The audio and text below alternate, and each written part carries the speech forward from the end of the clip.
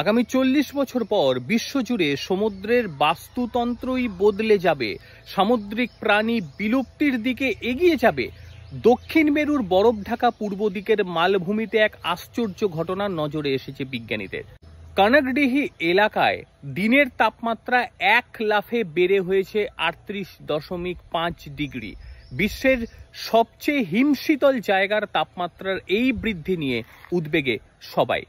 British Antarctica সার্ভের অধ্যাপক Michael Meredith বলেন, বিষয়টি একেবারে মাথা ঘুরিয়ে দেওয়ার মতো।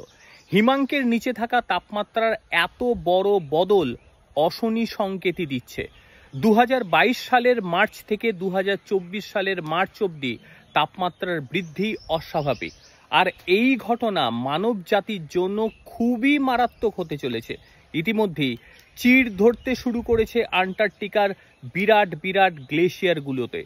সমুদ্রের জলস্তর বৃদ্ধির সঙ্গে সঙ্গে বহু দেশের বহু শহর তলিয়ে যাওয়ার আশঙ্কা করছেন বিজ্ঞানীরা।